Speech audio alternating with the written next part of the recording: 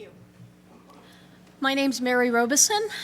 I'm an anthropologist, and I'm coming out for the very first time in public. I am on the autism spectrum. My friends and family have been telling me this for years, but I fought it tooth and nail. But I really have to admit it. I have many of the qualifying characteristics, some of which I referred to in the write-up about this talk in the program book. So you can take a look at that if you haven't already. And I would like you to take a look at it and make some realistic assessments of yourself, because it is my hypothesis that as many as 95% of the people at Hope are on the autism spectrum. And so if you think you're one of us, well, congratulations. We're the majority here. We're the ones that the world thinks may be dangerous, certainly suspect. It's nice to be normal amongst our own peers.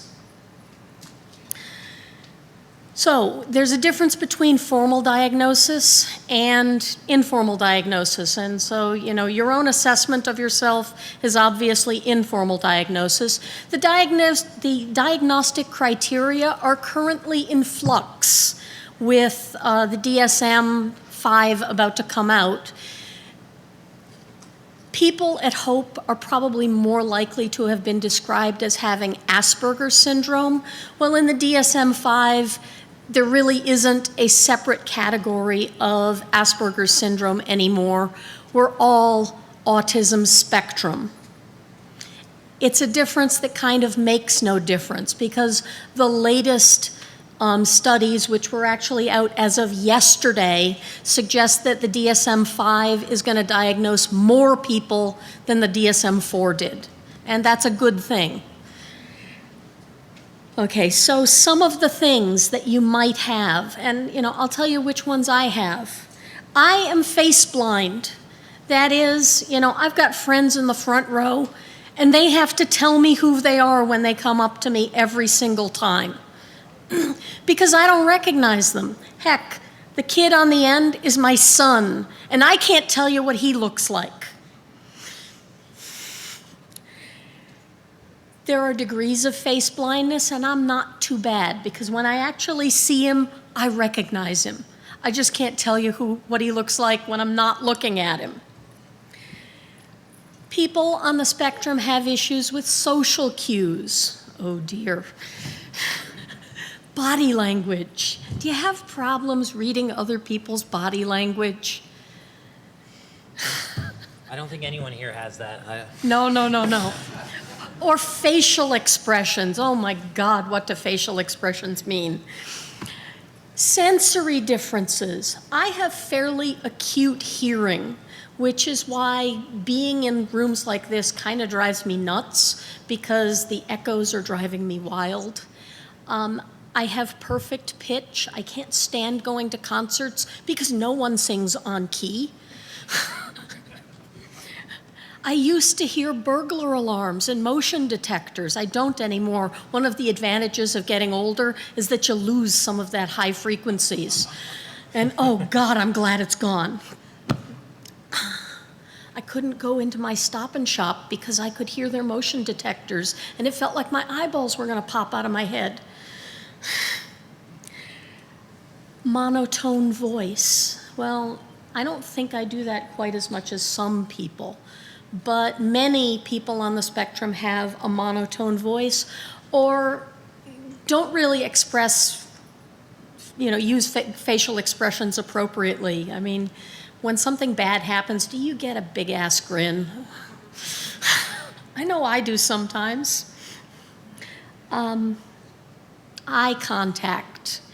Do you either never look people in the eye or look at them in the eye so much that they get scared? So, if you feel like these things describe you, well, welcome. There's a whole debate about whether being on the spectrum is a disability or just a difference. And I tend to lean towards it's a difference, and it's a difference that is often an advantage. I've sat down and worked for, 3 weeks with very little sleep in order to finish a project and been really happy that I was doing it the entire time. That's an advantage. I can get crap done really fast.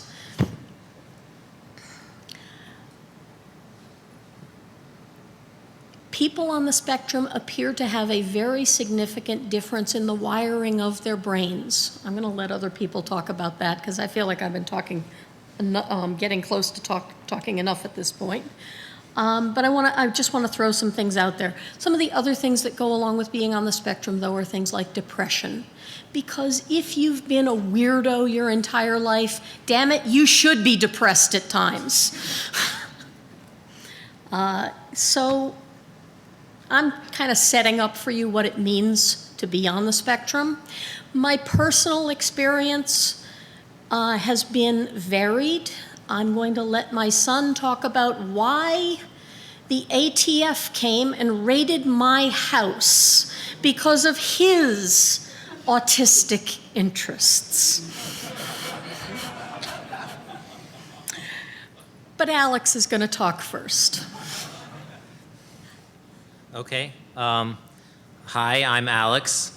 I'd like to get a raise of hands from anyone in this room of people who are sort of have a specific obsessive interest about maybe something technical, maybe have issues, communicating with people. Might seem okay. That seems like a really low number. Come on, guys. Let's. All right, there we go. Some people are like just hesitantly raising the hand.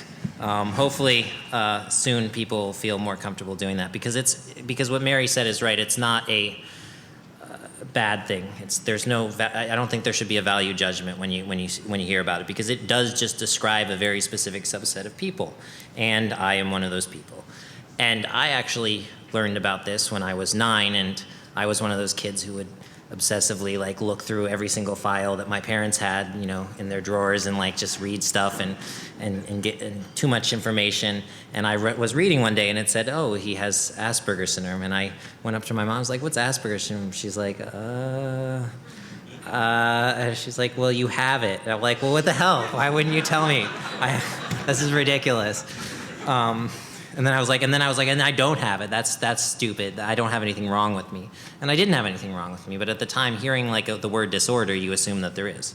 And when I was a teenager, I didn't know anyone with autism. I didn't know anyone else who has it. Now it seems like everyone I meet, half of them have it. I just notice it. I guess maybe I'm better at picking it up than I used to be. But what I did is I went online to try to find friends. And oddly enough, you would think that the internet would be filled with sites for Asperger's and autism, and because most of the people who are spending every single waking minute of their life on the internet generally aren't going out socially in one-on-one situations talking to people in person. I guess that makes kind of a lot of sense. Anyway, so what I did is I decided to start a website for people with autism, to start a place where I could meet other people like myself, and I did. I had a friend that I had met on a smaller little website for autism, and we decided that we would make it together, and so we developed it, and we launched it, and within a few days there was a few hundred people. So clearly there was, and by the way, the website's called wrongplanet.net if you want to check it out. But when we started it, there was a few hundred people that joined in the first day, and apparently there was a buzz at Carnegie Mellon. That's what my friend said. He went there. He's like, oh yeah, there's a lot of buzz about your website at Carnegie Mellon. Everyone was signing up. I was like, oh, okay, that makes sense, I guess. But anyway, what happened is now we have more than 70,000 members, and we get millions of hits. So 1 million hits per day is what my web hosting company president said. He's right there, actually. Anyway, what can you do on there? Basically, a lot of times, people like us, we have issues with social skills. And a lot of people do. A lot of geeks have trouble fitting in. We can't find friends. A lot of times, the only friends we do have are the ones who share our special interests. well, this is a great way to like all connect with people who have similar interests. When I was younger, I had weird obsessive interests. I would write Perl and write code and edit Wikipedia. I've edited more than 10,000 Wikipedia articles, and yet I still didn't do any homework in school. So I don't know what was going on there. But that's kind of just what happens. You end up doing something that you're obsessively interested in, and everything else gets taken away. And the thing about that is that's a good thing in a way. I mean, how many of you guys have spent days and days working on a project and people want you to come out and you don't go out, you don't do anything, you're just working on your thing? Someone raised their hand. All right, there we go. That's a lot of people. And that is what makes a geek, I think, that having that interest, that drive that separates you from other people who just sort of go about their way and just sort of float by in life. They don't really focus on one thing. And there's something to be said about both types of personalities. They're both necessary, but I personally prefer the one that I have, and I'm sure you guys do too. And I just wanted to also add that there are a lot of geeks that are on the spectrum and have sort of spoken about it. My friend Bram Cohen, he created BitTorrent. He is actually, what's funny is that I interviewed him the first time I interviewed him on IRC or something, and it got posted to Slashshot, or my interview with him, and thousands of people signed up for the site after that, and that just goes to show that there's a big overlap in the community of geeks and people on the spectrum.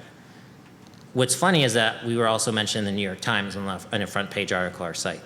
And less people signed up from that because the general public reads the New York Times and geeks read Slashdot. So and I bet you more people read the article in the New York Times. So that just goes to show.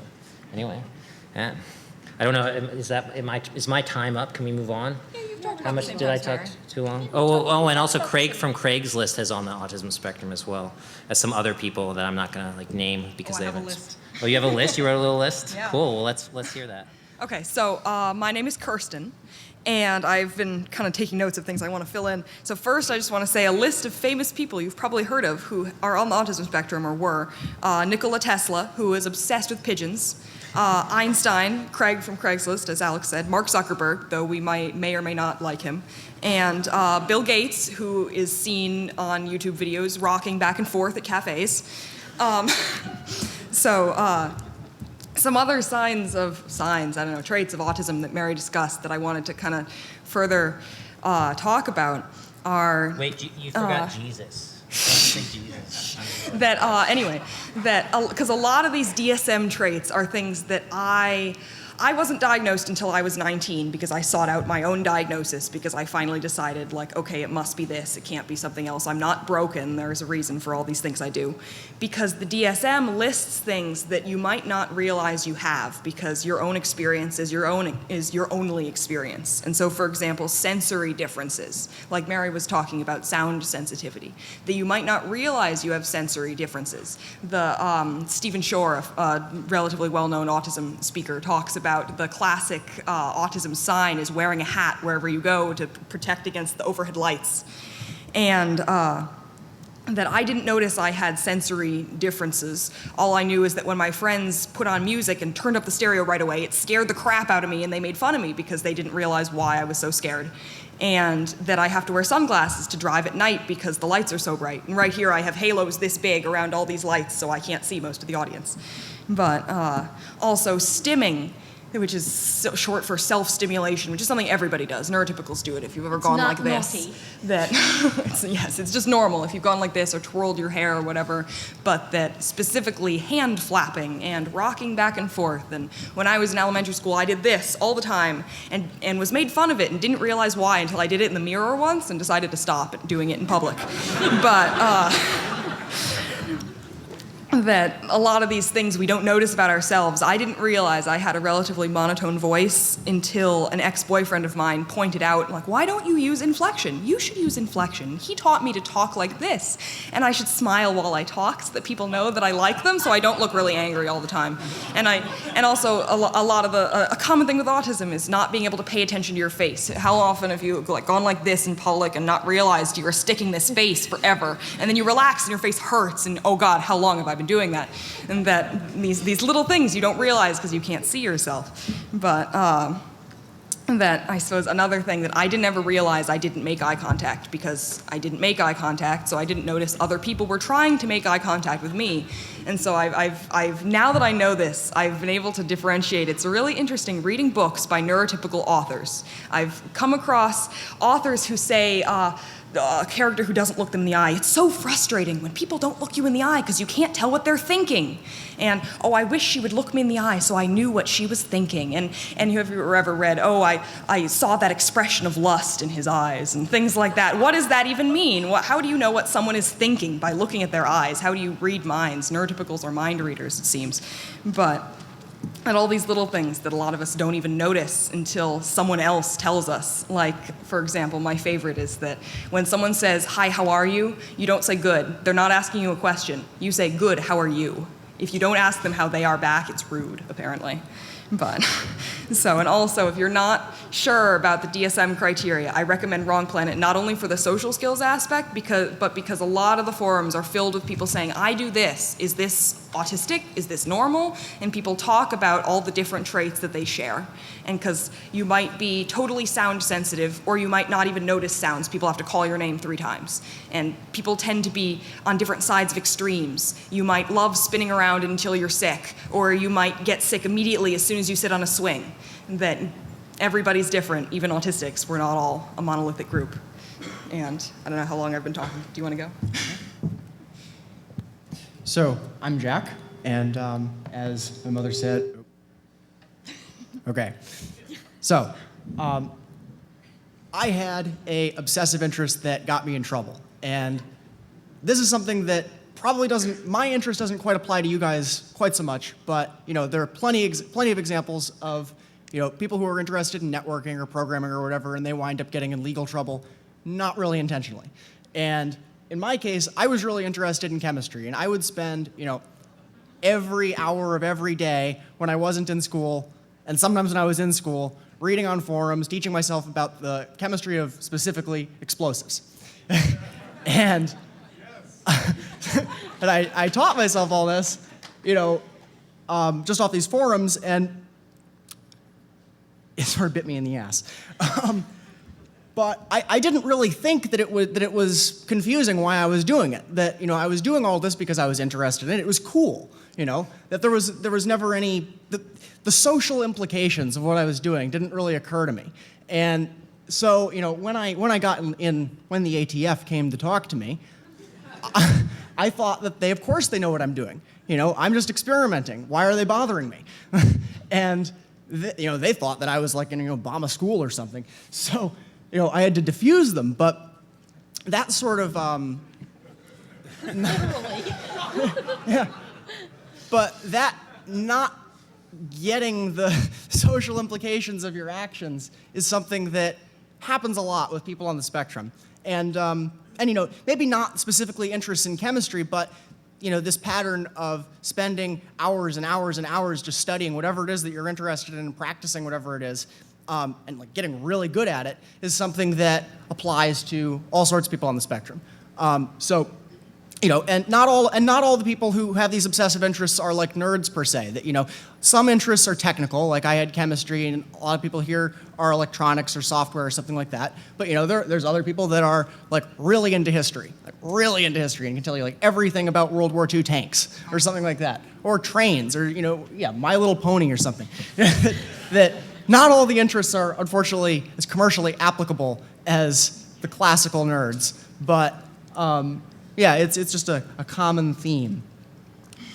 So, I don't know, what else? I want to point out that chemical reactions can be beautiful.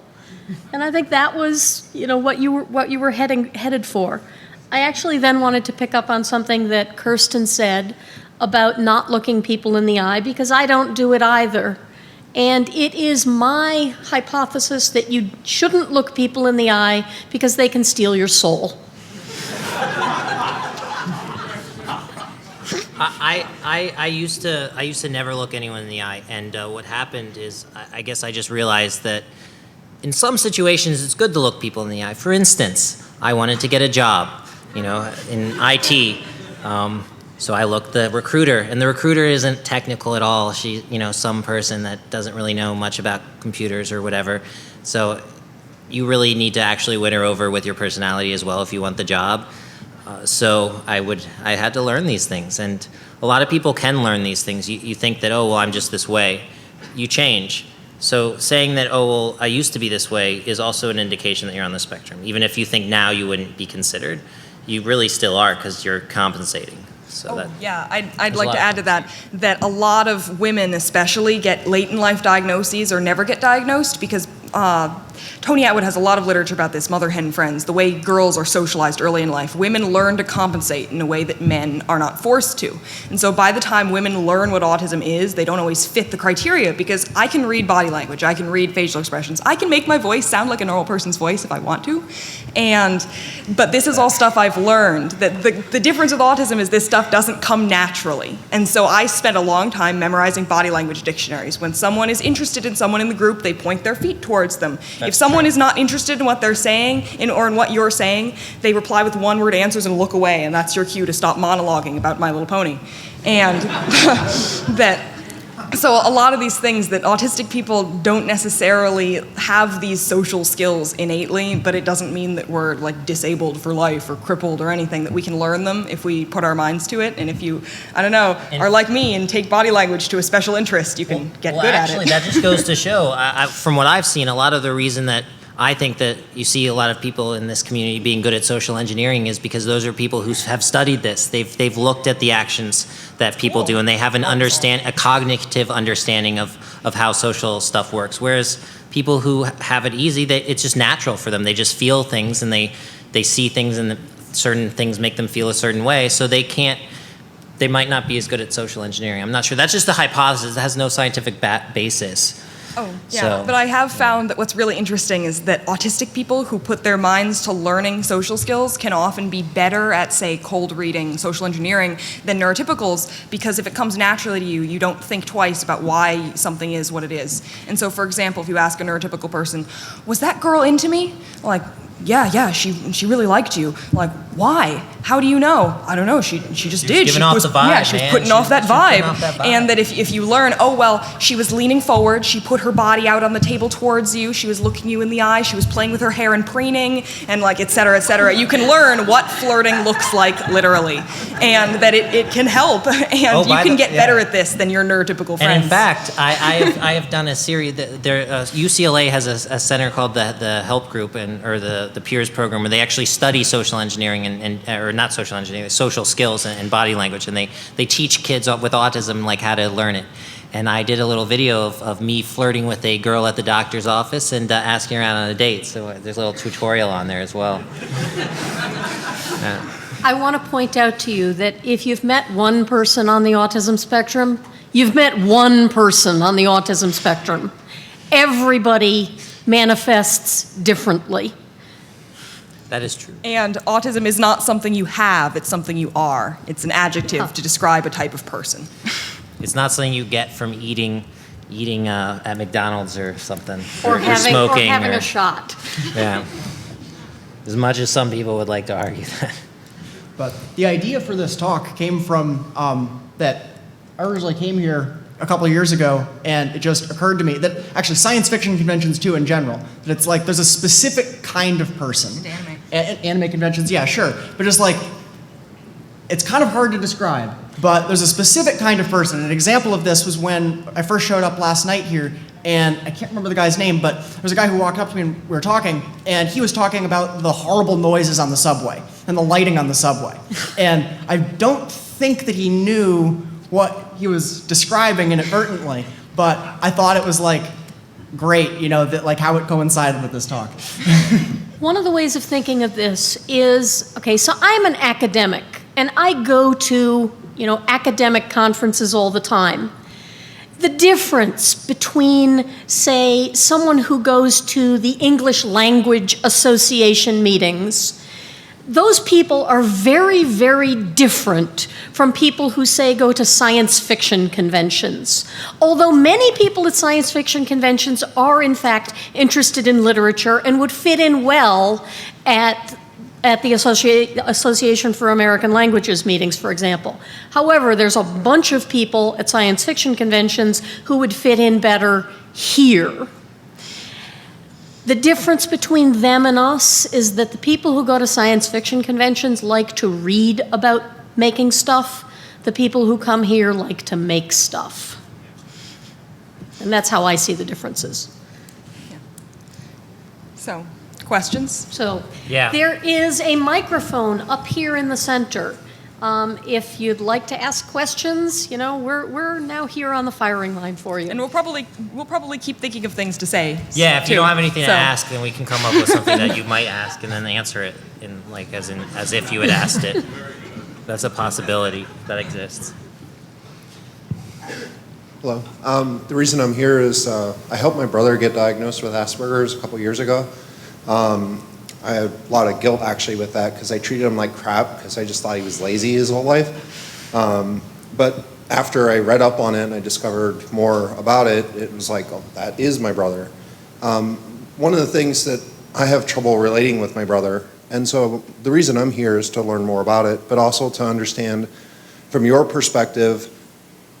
I try to help him and support him, but I'm not exactly sure how much is just being, an asshole versus how much is really helping him. So I was wondering, people who have tried to help you who are neurotypicals, from your experiences, what would help us? Yeah, first I want to say that neurotypical is the technical scientific term for people not on the autism spectrum, but I hate the term because it implies that if you're not on the autism spectrum, you're like normal. And I think that everybody at Hope doesn't have autism, but the people who don't have autism aren't neurotypical. What does that even mean? Who's neurotypical? I've never met a neurotypical person in my life. But anyways, they go to the American Languages Association meetings. What I was going to say, that I had an ex-boyfriend who was probably the only neurotypical person I can think of meeting, that he was the epitome of neurotypicality. And this is before I was diagnosed. Neither of us really knew about autism. We didn't know I had autism or that I was autistic, whatever terminology you want to use. And he just knew that there were some things that I didn't do for whatever reason, or that I did wrong, or I did weirdly. And so we set out to try to fix me. And that worked out badly. And I think the biggest difference between being an asshole and being helpful is you don't want to try to fix somebody. You're not going to fix them. That's just how they are. But you can teach somebody. So, for example, I learned a lot from him. I learned to say good, how are you, instead of good, and that sort of thing. I learned how to listen to my voice when I talk, so I can vary with intonation instead of just talking like this all the time whenever I talk to people and talking way too fast so nobody can know what I'm saying, and that sort of thing. That I learned self-awareness and to pay attention to myself. But trying to guilt someone into forcing something they can't do, that like he would try to have the emotional relationship conversations, of the here's how I feel, here's why I feel that way, your turn. And I tried to say that there was nothing in there. I don't know what I feel. I don't know how I feel. It's like a blue screen of death. And he thought I was overthinking it. He said, just open your mouth and talk, whatever comes out. And I said, that's not how I work. I don't think in words, I think in pictures. And so I can't do that. I can't explain my emotions without hours and hours of deliberation trying to sort through them. Though through this I learned how to kind of figure out my emotions. But if someone you know is on the autism spectrum and you're trying to help them, if there's something that they tell you they can't do, don't force it. Maybe try to give them advice to how to work around whatever's giving them problems, but if they can't do something, they probably can't. And you're just going to make them feel worse about themselves by telling them that, oh yes, you can do it, you're just not trying hard enough. So, sometimes though, there is a certain level of, oh well, I'm not comfortable with this and I'm not going to try. And if you do come off maybe a little bit as an asshole, I've had people come off that way, but now later on looking back, it's like, oh well, I actually kind of learned something from that situation. So in a way, I would say that you definitely do want to help because but you have to help in the right way. You have to be very logical about it, be very direct. You can't say, oh well, it'll just happen, blah blah blah. You'll just learn this, you'll just pick it up. People give that kind of advice all the time because that's how it happened for them. But there's often an element of what's in it for him to learn to do something, and if you can explain why it's important to act normal, that often helps. There has to be some self-interest for the person on the spectrum to change what is normal for them. It's like I've seen kids will be like, well, I don't need to take a shower. Why would I need to take a shower? I don't care. I don't care that I smell bad. But then they'll also ask me why they don't have a girlfriend. But if I'm able to like connect those two together, a lot of times, they'll get the picture. Yet surprisingly, sometimes still no. Yeah, it doesn't. I was going to use that example. I did not shower regularly until this neurotypical X told me, people can tell that you don't shower. And I said, really? I thought people couldn't tell. And he said, people not only can tell, you say, well, I don't care what people think. Well, what people think affects your day-to-day life. Things will be easier for you if people like you. And so, like learning social skills, people will like you if you learn social skills. Like just saying, because that's basically all that's what I was thinking, that just saying like, because it's rude, because it's wrong, that's like not a good reason. But if you say like, because you're more likely to get a job that you want, like they have to have the value to them. And if you can make that clear to them, then they'll want to do it actively.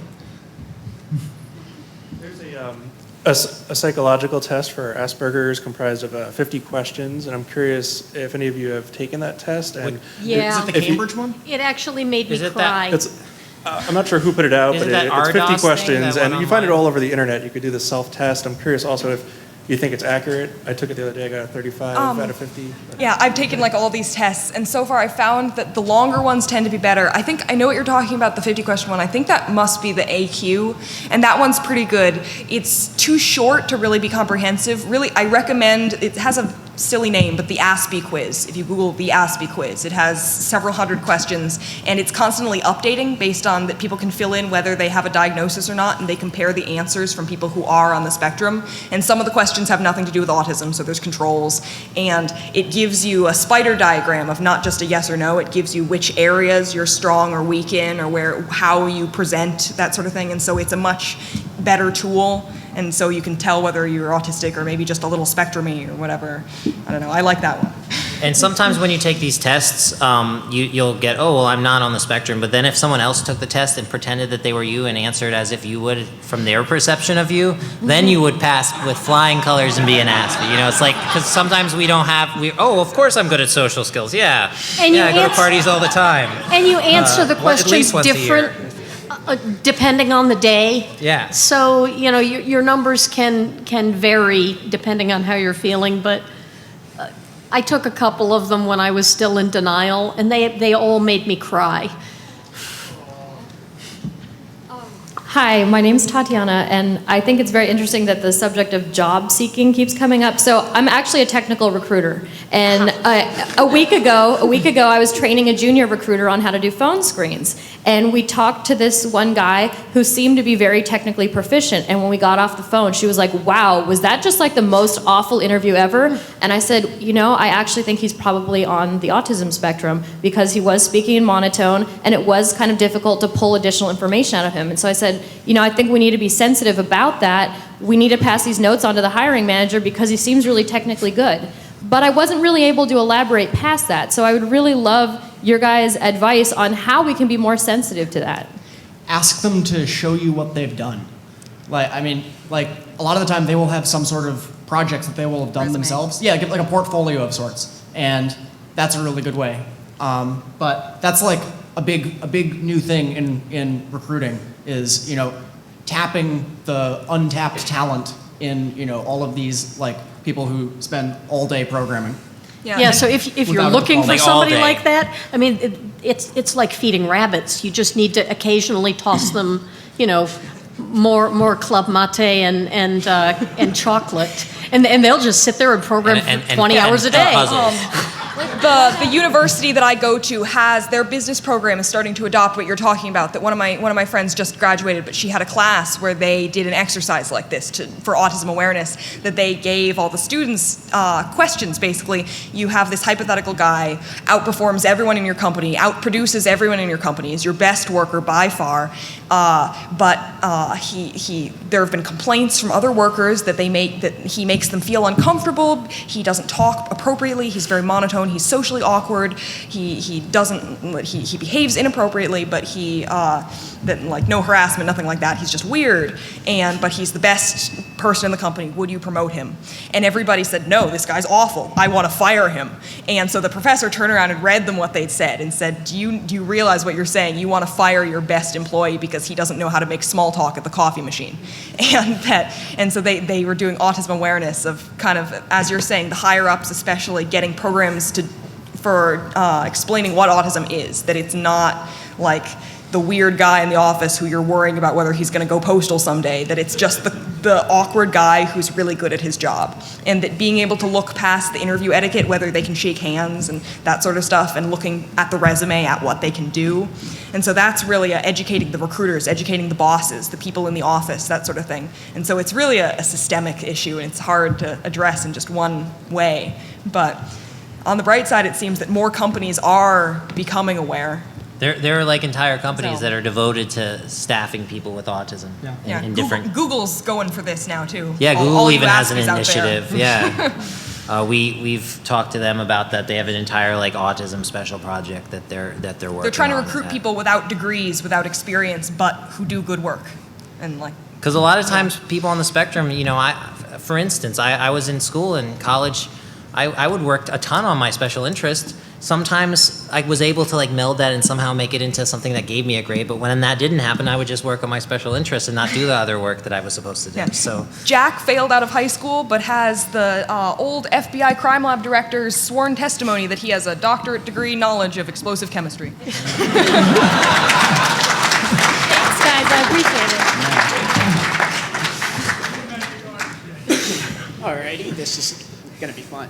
I'm one of those people that, until like very recently, maybe like 6 to 8 months ago, I pretty much was kind of like in denial. Didn't want to be different.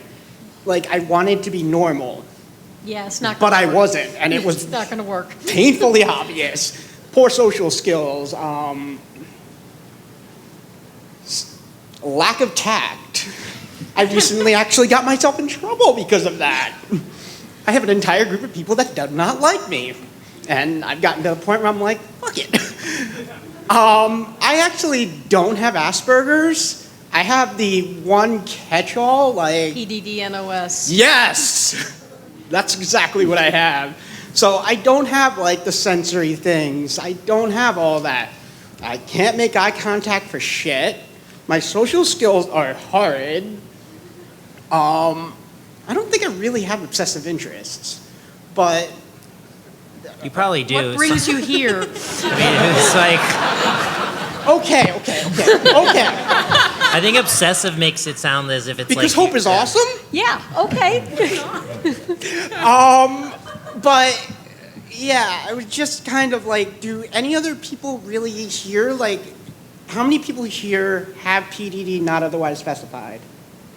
What is that? Can you... Pervasive developmental disorder. Oh, It's- nice. Not otherwise. Can I say something on that? In fact, that is a term that really does not differentiate much from what Asperger's or autism is. In fact, I believe it's no longer even going to be. It's not in the manual because it's It not was a any. catch-all. It's mainly used when they want to tell parents that someone has autism and they don't want the parents to get all afraid and stuff. So they just make up some name that sounds less. Well, that's not entirely true. It's the if you don't meet enough of the criteria to get the like points, to be officially diagnosed. But the diagnosis requirements are one aimed at children, two not very comprehensive, not very good anyway. So insane. PDD-NOS basically means you're autistic, but you don't really meet the autism criteria. But- we don't really know what to do And with you don't mean Asperger's either? Yeah, exactly. But you do though. I mean, the people I see these people that say, "Oh, I have PDD-NOS," and I'm like, you have autism. Okay, right, it's clear. I don't see how someone could it's make just it a label. It's what label you Autism, wanna because choose. When I hear autism, I think classical autism. Yeah. Yeah, you got to get past that.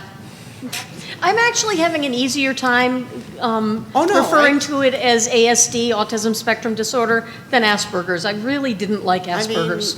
Though that South Park actually episode was came to great. this talk because I'm like, okay, I'm on the spectrum. I can probably learn a lot from this. Yep. And It's- also probably meet more awkward people. Yeah. Good way to make friends. So whenever someone tells you that you're autistic, you can just say, "Yeah, I am." High five. Big hairy deal. And I mean, and it also helps to explain, like, what, like, not justify, but explain like people like I'll talk to people, I'll say things like trying to clean up a mess like after I piss someone off. And in trying to do that, I won't see that I'm pissing them off further until it reaches the boiling point where these social cues are so blaringly obvious, you can't miss them. But the subtle one that I miss. Yeah, I feel you. Awesome. Yeah, And it absolutely pisses me off. It makes you feel like shit when it happens. The thing is that, like, once you realize that it's not your fault, that when you're doing these things because you're trying to do it in the right way, and if you can explain that to them and they can understand it, and most people, if you explain it in the right way, if you can figure out a way that you can get through to them to make them understand why you're doing these things, they'll understand and give you more patience. Apparently, yeah. But to help you specifically, it sounds like you need to read the book that Kirsten read. Oh, you mean it's One not other- a book? Google Body Yeah. Language Dictionary. Yeah. One other thing, So many I'm of gonna them. wrap it They're up. great. Like, I'm actually around a group of people right now that if I'm not 100% politically correct, they'll jump on me. Like, Don't hang out with they'll those get people. So Don't easily yeah, offended. find a new My group. lack of tact makes being politically correct nearly impossible. And besides, politically incorrectness facilitates awesome jokes. All right. Well, thank you. That is true. Kind of riffing off of this, there's more than one way to be neurotypical, because usually you just hear about autism spectrum disorder. Yep. I have attention deficit hyperactivity disorder, and about half of my stuff fits with autism spectrum disorder, but the other half just completely doesn't. And I have a really good therapist right now, and the more I learn, the more, because I was diagnosed in second grade, which was like late 80s, early 90s, and the more I learn, the more, because of new research, that the more the stuff that I'm like, well, maybe I have some Asperger's, and I actually talked to my therapist about this, and he's like, no, actually, we now know that people with ADD also do this. So like the poor social skills, the not being able to read faces, I went from not being able to read faces to being way too hypersensitive, and like, I read tired as angry, always. I read tired as angry, so I have to go, are you That's what angry I at me do. or just tired? So if you feel like, this is kind of fitting, but it's not really fitting, maybe you have one of the other ways of being neurotypical. Look into that. Yeah, So- look into the absolutely. neurodiversity movement. There's more than just autism and neurotypical. And the There's whole- Venn diagrams. We all overlap. We're all different. And the whole, is it a disability or is it just being different? I think maybe it can be one for one person and one for another. And I think it's more of, do you feel this is holding you back in your life? Does it help you at this point to identify this as a disability? And if it does, then go ahead and do that, because I identify it both as just being different and as a disability, because sometimes it really does screw with my life, so. Yep, use what works for you. Hi. Could you talk a little bit about the process of repatterning your vocal style, like what type of exercises you did or what you found useful? Recording yourself is helpful, like with a good camera or something. Not just because it takes out the bass, it makes you sound weird. But if you're monotone, and if you're talking too fast, I talk way too fast, so that was for me. Then listening to yourself, and then from that, trying to listen to your voice while you're talking, and being able to learn to kind of auto-correct while you're talking. And so a lot of times I relapse back into the too fast monotone kind of voice like this, but I can slow down and notice I'm doing it, and revert back to going up and down in the appropriate places, going up for questions and things like that. And and that, I don't know, it takes a lot of practice and it takes a lot of self-awareness that if you forget, if you're tired or if you're stressed or just not paying attention, you can relapse. Whatever, relapse is not the right term, but that it takes a lot of focus, which is I think why autistic people tire out in social situations, because we have to focus 10 times more than anyone else. But if you do it for a long enough period of time, and you'll be thinking about this for way too long. You'll be in a social situation that will drain you. Eventually, you'll pick up some of that, and it will become natural. Yeah. In a very slow rate. It, and you'll have it to turns keep into doing that habit, for the 10,000 hour rule and all that. The biggest thing is slow down. And looking up YouTube videos of people who you admire their voices or vocal pattern and trying to copy it. copy them. I got that advice. I got that advice from a transgender woman who said that's how she learned how to talk like a girl. That she copied. I can't remember her name. A woman from The Office who has a really girly voice. So I looked her up too and copied her voice. By the way, do you think like Brad Pitt naturally sounded sexy? Like he had to learn how to talk like that. It's not like it's natural for everyone. Andy Paris has a question. What's up, man? Hi, Andy. Full disclosure, I know these guys. But I have a question for you, which is, because it's a spectrum, as you've mentioned, and there are, you can be autistic in one way and maybe not in another, and there's, we also, as adults, you said, find ways of compensating, and since all the diagnostic material is geared toward children, can you talk about how it's benefited you, especially you, Mary, as an adult, to come to terms with it, and use the label as you have today, and why we don't just throw up our hands and go, well, I've compensated enough, and it doesn't really matter. Why does it matter to us to identify or not? I find that I don't piss people off quite so much when I tell them up front that I don't recognize people. Because, I can't tell you, because I literally can't tell you how many times I've walked past people on the street that I know, but I don't recognize them. I now have as my default expression this kind of, half smile, and if someone looks vaguely like they're looking at me, I smile larger. And I have no freaking clue who they are. So, I think of it as I'm kind of mindlessly amiable all the time on the street, and that's my default. As a teenager, my default was an absolutely expressionless face that people assumed meant I hated them and wanted to remove their livers. People used to hate me, like in class, and then like one of my friends who's been in a few classes of mine when I was in college, he would say that anytime sometimes I wouldn't tell people that I was on the spectrum until like halfway through the class, and they would hate me and treat me like really like shitty. They would just be mean to me. And the minute, like I said, that I was on the autism spectrum, explain what that was, they would everyone in the entire class would completely change their tune and like be really friendly and be nice to me. Not because they felt bad, but in part because of that, but also because they realized that they were being like a jerk because I wasn't trying to do that. I noticed also, I interviewed Dina Gassner once, who's a woman who does autism advocacy, and she has autism, that she said as an adult her biggest thing is full disclosure, and you don't necessarily have to use the word autism because that draws to mind a totally disabled young child for most people. And so I have a friend who has autism, is totally in denial, but what she refers to, her biggest disability is that I share this, she has audio processing disorder, that if there's a whole lot of background noise, it's hard to separate noises, and so if, for example, in a conference, I can't tell what someone's saying to me unless they're facing me with their mouth, I'm very close to them and I can watch their lips move. And so she, instead of saying she has autism, though she wouldn't say that anyway, she doesn't know, but for me, instead of saying I have autism, I'll tell somebody, could you repeat that? And if they say like, why? They'll repeat it like twice, then think I'm joking and stop, and I have to say, no, I have audio processing disorder. And that doesn't carry the social connotations, and so if you can find terms for if you have a particular area where you are slightly disabled, or really disabled, whatever, find a term for that that's separate from autism, that people can understand without having a lengthy lecture. Just, I have audio processing problems. Or I'm bad at directions, or I'm bad at whatever you're bad at, just explain what it is, and people will be, oh, okay, I understand, because no one's perfect. Some people are. I am. So this is a scientific question. Unfortunately, it seems like the field of psychiatry and mental health is very imprecise, in such a way that you can imagine having diseases that are either on or off. And this cluster analysis might be able to show that, right? You would see the normal people would cluster on one end of the spectrum, but the other people at the other end. But there's also more continuous disorders, which Autism Spectrum Disorder seems to be.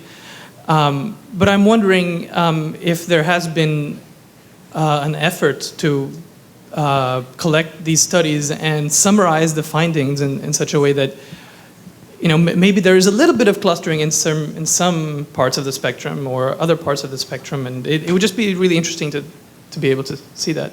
Well, Jack and Kirsten have been involved with some studies at Harvard Medical, and those people argue that there is a distinct difference in brain architecture of people on the spectrum versus neurotypicals. And I don't know where other where other folks fall, but they can talk about that better. People with autism, like round the board, have higher neuroplasticity than neurotypicals. And that can be used 4 minutes. for, that in the future is probably going to be used in like diagnostics. Like that, and alternatively, like even just like using like fMRI, that there's a bunch Functional of magnetic resonance empirical- imaging. There's a bunch of empirical tests, not opinions, that are very close to being, completed and approved.